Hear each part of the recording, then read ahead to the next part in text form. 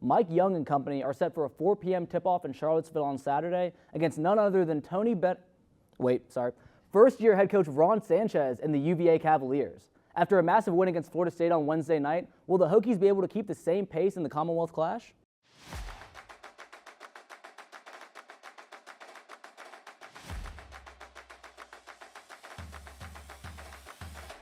There's not a lot of upsets, so the top dogs are really having a chance to go at it, and now we're starting to see some of those closer games, some of those tighter finishes, some of those crazy March Madness moments that we talk about, and it all started last night with Alabama's win over number 6 BYU. Look, just in case it isn't clear enough, 5 conference losses are not bad by any standard. In fact, when we take a look at Tech's 5 losses, we see a common theme. Outside of the Hokies being unable to knock off the Wahoos just 2 weeks ago, while a majority of the student section was enjoying their winter break, I might add, Tech has only fallen to Notre Dame, NC State, Duke, and Florida State. What do those 4 squads have in common? They're all ranked in the top 25 of college basketball and hold the 1 through 4 seeds respectively in the ACC. So yes, Duffy and her group lost a few games. Big deal. But in the grand scheme of things, a first-year head coach paired with the majority of underclassmen on her squad has outperformed any expectation they were given after Kenny Brooks and Georgia O'Moore said sayonara Blacksburg and hello Kentucky at the end of last season. Especially with the expansion of the ACC this season with the addition of Stanford, Cal, and SMU. A once 15-team conference now plays host to 18 storied programs from across the country. But when it comes to the conference tournament, not everyone will get a seat at the table. At the end of the regular season, the bottom 3 squads in the conference standings will not earn a postseason appearance. In 2024, under Seifkes' guidance, the Arizona Cardinals finished the season ranked among the NFL's top defenses in multiple categories. This included finishing 6th in opponent second half points per game, 8th in opponent red zone scoring percentage, 10th in opponent offensive touchdowns, and 11th in opponent yards per completion. This is a ray of sunshine for Tech football fans who witnessed teams like Syracuse score 21 points in a single quarter against the Hokies this past season. Boise State stayed rolling over UNLV in the Mountain West Championship and punched its ticket to a first-round bye in the college football playoffs behind potential Heisman running back Ashton Genty. While the Hokies look to put on another strong performance and secure a victory against the Wahoos on Saturday, they're going to need to channel the same energy they found Wednesday night when they snapped a 3-game losing streak and took down the Seminoles 76-66 in Tallahassee. It is really fitting that his college career comes to an end. The former Tar Heel taken down by the Blue Devils in the Sweet 16. It's kind of unfortunate how that all rolls out, but he's had an amazing career, like you mentioned, and he showed up at the biggest moments. You really think that he's going to be a really big impact player when it comes to time for him to turn professional after this season. He has 3 double-doubles with points and rebounds in his last 5 games, and his 13-board performance against the Seminoles on Wednesday night set a career high in rebounds. Yet, Lawal is not the only transfer finding his footing in his first year in Blacksburg.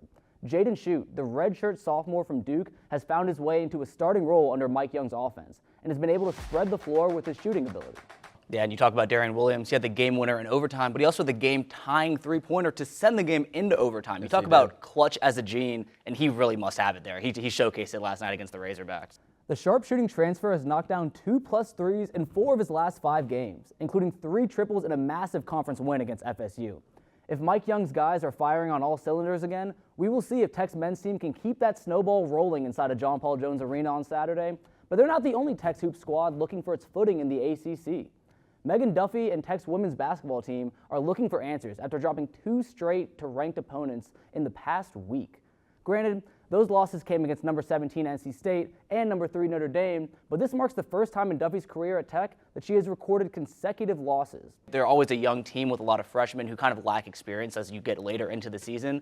But I think this year we've showed that it hasn't really mattered. They've got Cooper Flagg, who's put the team on his back his entire season. Despite the injury in the ACC tournament, he's back. He's performing at a high level. You've got Tyrese Proctor, who's a veteran leader on that team and is really kind of paving the way for the Blue Devils to have the successful season that they're having. And then you got Con Knipple and a bunch of the other cast of characters and the role players that Duke has on their team. I think that their resounding win last night over Arizona, who is a very good team, kind of just propels them one step forward to chase that 6th banner. And if any team's going to do it, I think that this Duke team might have the best chance to. There's a lot of moving pieces, and it's honestly like a chess game with everyone moving around. You've got coaches, you've got players, you've got people moving conferences. It's hard to figure out where everybody started. But luckily for us, we've got our very own Riley Klaus, who can figure out and let you guys know where each player in the tournament started their college career. Riley? Since Pry's tenure in Blacksburg began in 2022, Tech has recorded a 1-12 record in one-score games, winning just 8% of those contests and sit at the bottom of the ACC in that category. Let me say that again. 1-12 in one-score games. In fact, the next closest program to the Hokies is another Institute of Technology down in Atlanta.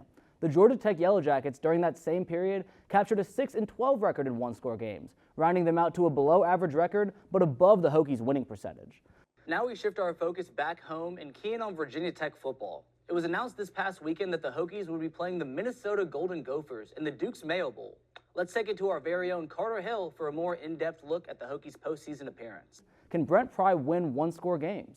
Well, that dialogue has been reopened as the 2025 college football schedule was released on Monday earlier this week. Who are the Hokies' toughest opponents? How many games is Tech expected to win in 2025? Will they have to revisit the West Coast? For more on Tech's 2025 schedule, let's take it to our very own Hayden Tolbert. But regardless of the outcome, Tech's men's squad will be back in Blacksburg on Sunday to support Megan Duffy and her group as they look to get their first win in the books in over a week when they host the SMU Mustangs at 2 p.m. in Castle Coliseum. A couple of tough losses against the Wolfpack and the Fighting Irish in the past few days, but will Duffy's group be resilient enough to find their composure and find a win? The Army Black Knights took care of Tulane in the American Conference Championship in its first year in the conference and are now preparing to take on the Navy Midshipmen tomorrow, Saturday, December 14th. A large-scale departure of a group of people from a particular place or situation often happening simultaneously. That is the definition of mass exodus, something Virginia Tech men's basketball program has experienced far too often in recent years. The Syracuse Orange recorded a nearly perfect season through its first 6 games, capturing a 5-1 record, 2-1 in the ACC, and was on track to win its 3rd in-conference game against Pittsburgh last week on Thursday Night Football. However, the lights were a little too bright for the Orange and its quarterback Kyle McCord, who threw a career-high 5 interceptions against the Panthers in a 41-13 loss on the road. The Cardinals have had a similar season to the Hokies this year after dropping their first game 34-27 against TCU, bouncing back and winning 2 straight against Cal Poly and Syracuse, and then falling short to number 15 Clemson in Week 5, evening them out to a record of 2-2 entering Week 6. Virginia Tech suffered its 2nd loss of the season after falling to Rutgers 26-23 in front of a sold-out crowd in Lane Stadium, and for the 3rd straight season under Coach Pry, the Hokies have failed to reach a record above 500 entering ACC play. Last year, it was Sean Padula who rebelled against the Hokies and took his talents to Ole Miss. MJ Collins and Tyler Nichols swapped out the maroon and orange for Vanderbilt's black and gold. And hey, at least the weather's nice for Lynn Kidd down in Miami. This season was no different to last. And just one day after Selection Sunday, where the Hokies weren't picked for the 3rd straight year, 3 Hokies put their hat to the transfer portal. McCord accounted for 4 touchdowns against Pitt, 3 through the air and 1 on the ground, but unfortunately all 3 of McCord's passing touchdowns ended up in the hands of Pittsburgh defenders, who ran back 3 of McCord's interceptions for touchdowns, accounting for 21 of the Panthers' 41 points. However, due to their win over Syracuse, the Cardinals sit atop the Hokies in ACC play, putting them right in the middle of the pack.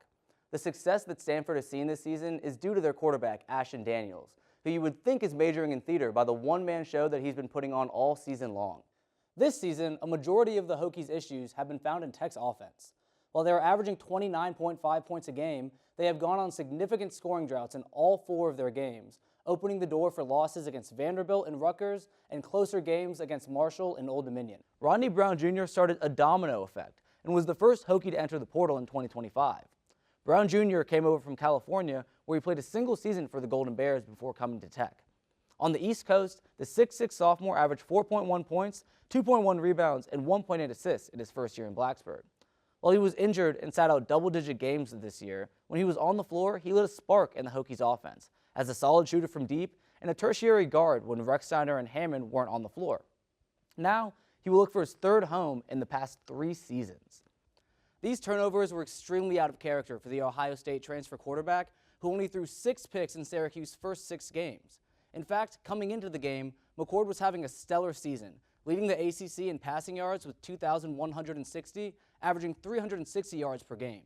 But while Daniels has been the catalyst for giving the Cardinals scoring opportunities, he has also severely struggled to hold on to the ball this season. In 2023, he threw for just 8 interceptions through 12 games, unlike this season where he has already thrown for just 6 picks in 4 games, throwing more interceptions than touchdowns. While no win is out of reach for Tech, to be able to have a chance to knock off a top 10 team in the nation, the Hokies offense will have to find ways to score touchdowns consistently and graduate from their detrimental scoring droughts. Later that day, Patrick Wessler, a 7-foot giant in the middle of the paint, followed his teammates out of Blacksburg. Playing behind Elijah Poteet at the 5, Wessler only started a single game in his Hokies career, one where Poteet sat out due to injury. But in his limited minutes on the floor, Wessler found a way to be effective on both offense and defense. The 7-footer averaged 3.9 points, 2.9 rebounds, and shot 62.5% from the field in his 10 minutes per game.